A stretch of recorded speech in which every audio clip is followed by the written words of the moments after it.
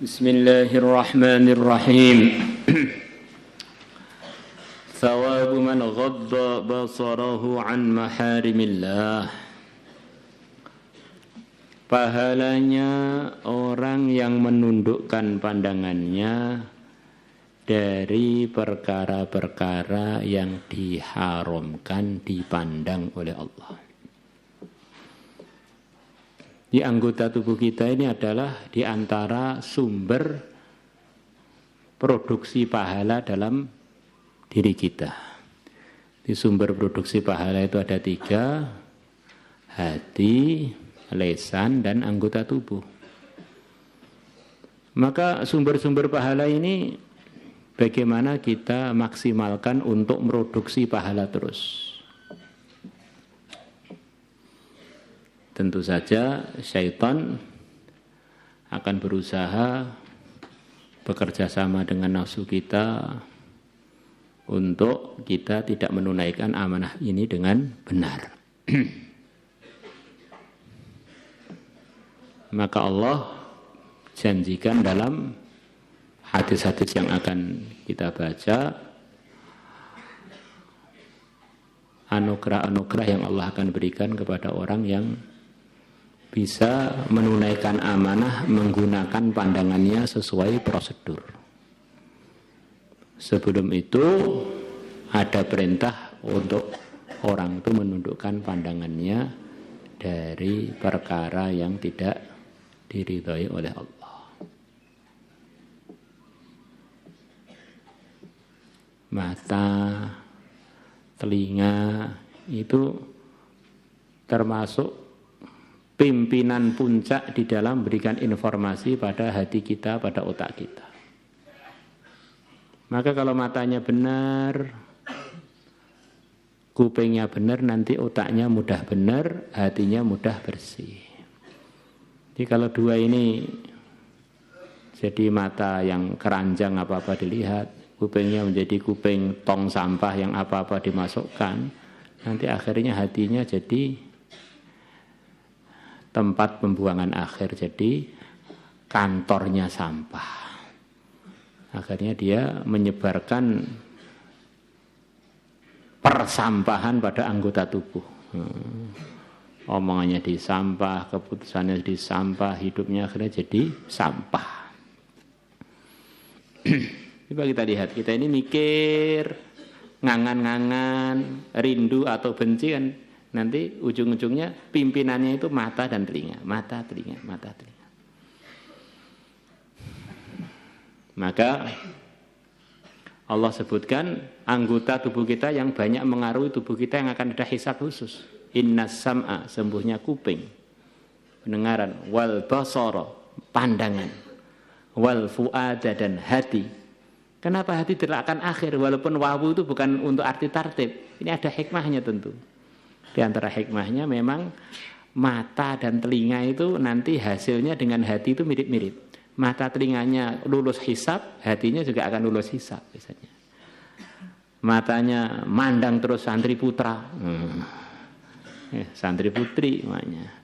Nanti hatinya isinya adalah pondok putri pindah ke hati. Akhirnya sepertinya duduk di putra tapi wong dia ini ikut pondok putri, ya akhirnya nggak jadi ngaji beneran dong. Dia ini suasana masturo. Ini contohnya, gambarannya begitu. Qala Allah Ta'ala, begitu juga santri putri, santri putra dilihati, dihitung kumisnya, insyaallah. Akhirnya dia ini sepertinya di putri tapi dia ini sebetulnya santri putra. Ya akhirnya error lah, masa santri putra duduk dengan santri putri. Karena pondok putra pindah di hati dia lewat matanya itu tadi. Kullil mu'minina, katakanlah kepada orang-orang iman laki-laki, yaghuddu min absarihim, supaya mereka menundukkan pandangannya, wa yahfadhu furujahum, dan supaya mereka menjaga kemaluannya. Dzalika, yang begitu itu, azka, adalah lebih bersih, lahum, untuk mereka. Sebagian ulama mengatakan wa yahfadhu furujahum diletakkan di akhir itu di antara isyaratnya orang itu sulit menjaga kemaluan kalau matanya mata yang jalang, matanya mata yang tidak terjaga. Sudah saya terangkan, diulang lagi, bisa juga sebaliknya. Karena farjinya bermasalah, akhirnya mendorong matanya untuk jelalatan kemana-mana karena kemaluannya bermasalah. Ini bisa saling pengaruh mempengaruhi. Dan yang disuruh menjaga itu dua-duanya. Matanya harus dijaga, kemaluannya harus dijaga. Nanti munculnya error itu dari mana atau bareng-bareng error, yaitu semuanya enggak boleh dilaksanakan keerorannya. Innallaha, sesungguhnya Allah khabirun adalah maha waspada, maha tahu bima yasna'un, dengan perbuatan mereka, bisun'ihim. Wa qul, dan katakanlah lil mu'minati, kepada para wanita yang beriman. Kata sebagian mufassirin, kalau perintah itu untuk laki-laki, wanita sudah masuk. Karena wanita itu bagian dari laki-laki. Maka perintah untuk wanita wa qul lil mu'minati ini ngulang. Karena biasanya yang suka jelalatan tuh diantaranya perempuan. Sejak zaman dulu itu perempuan itu suka ngintip. Maka diulang 2 kali. Qul lil mu'minina, perempuan sudah masuk, diulang lagi 2, wa qul lil mu'minat. Wa qul lil mu'minati, dan katakanlah kepada para orang beriman yang wanita, yaghdudna, supaya mereka menundukkan min absarihinna, sebagian pandangan mereka. Ini memang min litab'id arti ba'dun, untuk arti sebagian. Karena sebagian pandangan itu ada pahalanya.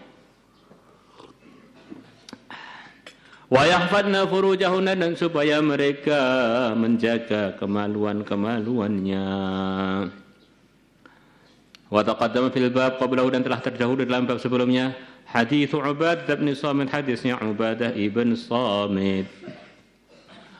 Wa an Abdullah bin Mas'ud radhiyallahu anhu qala Rasulullah sallallahu alaihi wasallam, yakni maksudnya Abdullah, Rasulullah bersabda an Rabbih, beliau riwayatkan dari Tuhan yang Azza wa Jalla, an-nadratu, pandangan, sahmun adalah anak panah, masmumun yang diberi racun, yang beracun, min siham iblis, dari anak-anak panah kepunyaan iblis. Jadi iblis itu punya anak panah beracun, siapa yang kena anak panah itu akan kena racunnya iblis. Lah anak panah itu bersama kita terus, namanya pandangan mata kita. Kalau pandangan mata kita itu enggak terjaga, kita ini sama aja membiarkan iblis memanah kita dengan panah beracunnya. Di panahnya sudah siap terus di kepala kita itu. Dan pandangan itu sudah sering kita sampaikan lagi, berbeda dengan anak panah yang umumnya yang kita gunakan untuk mana. Kalau anak panah itu begitu kita luncurkan, akan meluncur ke target yang kita inginkan. Tapi kalau mata kita, kalau kita panahkan, kalau kita gunakan mandang, apa yang kita pandang itu akan memanah kita. Maka begitu orang itu memandang sesuatu yang dia takjub, akhirnya dia terbelalak. Maka dalam bahasa kita terbelalak, takjub itu namanya terpana. Maksudnya terpanah. Sebagaimana kalau orang kena anak panah begini. Nah, begitu juga kalau kita kena mata kita yang kebalikan dari pandangan kita, jadi kita juga begini. Karena kita kena panah itu, hati kita kena panah, duk gitu. Coba kalau kita kena anak panah kan mesti terkaget-kaget gitu. Begitu juga kalau kita menggunakan mata kita pada hal yang kita lihat, kita takjub, kita terpanah sebetulnya. Hanya saja dalam bahasa kita dibuang untuk mungkin litahfif atau apa, sebenarnya terpanah oleh perkara yang kita pandang tadi. Maka kita terbelalak seperti terbelalaknya orang yang kena panah itu. Mirip-mirip. Apalagi yang dipandang itu sangat menakjubkan, bukan hanya terpanah, bisa terjungkal. Masya Allah. Man tarakaha, barang siapa meninggalkan nadrohnya, meninggalkan pandangan melanggarnya, maksudnya gitu. min makhafati, karena takut pada aku. Meninggalkannya karena takut pada aku, bukan karena dia min 5 akhirnya mandang enggak kelihatan. Dia memang enggak mandang karena takut pada Allah. Abdaltuhu, maka aku akan menggantikan kepada dia iman. Iman itu apa? Yakin, rasa percaya pada agama. Yajidu halawatahu fi qalbihi, yang dia akan merasakan kelezatannya di hatinya. Kita ini sudah merasa beriman dan memang kita sudah usaha untuk itu dan belajar untuk merawatnya. Tapi kadang-kadang belum terasa nikmat. Kenapa? Meyakini adanya Allah, meyakini rukun iman yang 6. Kenapa kok belum terasa lezat? Di antara sebabnya karena pandangan matanya belum terjaga. Maka kalau kita ingin merasakan kelezatan iman, usahanya adalah dengan menjaga pandangan dari perkara yang tidak diridhai Allah. Insyaallah semuanya niat. Insyaallah. Dan orang itu kalau melakukan sesuatu dan dia tidak merasa nyaman, tidak merasa lezat, nanti lama-lama bosan ngerawat sesuatu tersebut. Sepeda ini enggak nyaman, akhirnya lama-lama jadi malas pakai, lama-lama jadi menjauh. Ini orang itu kalau beriman, kemudian dia tidak merasakan kelezatan iman, bisa bahaya. Lama-lama bosan dengan imannya. Maulaya salli wa sallim daiman abada ala habibika khairil khalqi kullihim huwal habibul ladzi turja syafa'atuhu li kulli hawlin minal ahwali muqtahim.